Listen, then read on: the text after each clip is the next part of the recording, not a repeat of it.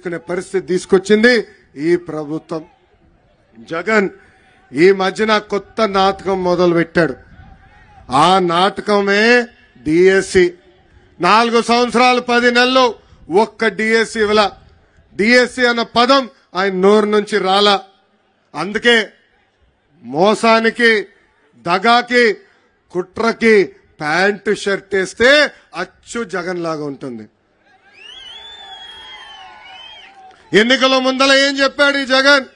23,000 DSC పోస్టులు ఇస్తామని ఆనాడు హామీ ఇచ్చాడు. అధికారంలోకి వచ్చిన తర్వాత కేవలం 18,000 పోస్టులు ఉన్నాయన్నాడు. దాని తర్వాత 117 జియో తీసుకొచ్చి ఏకంగా స్కూల్ రేషనలైజేషన్ పేరుతో టీచర్ పోస్టులు తగ్గించిన వ్యక్తి ఈ జగన్. ఇప్పుడు కరెక్ట్ గా ఎన్నికలు వస్తున్నాయి. యువతలో యువగలం మొదలైంది.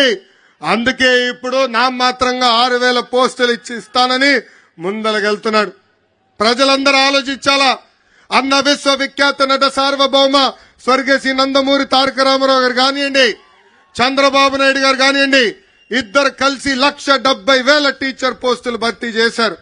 ఈ సభాముఖంగా నిరుద్యోగ యువకులకు హామీస్తున్నా, వచ్చేది మన ప్రభుత్వమే. ప్రతి సంవత్సరం డిఎస్సి మేము ఏర్పాటు చేస్తాం.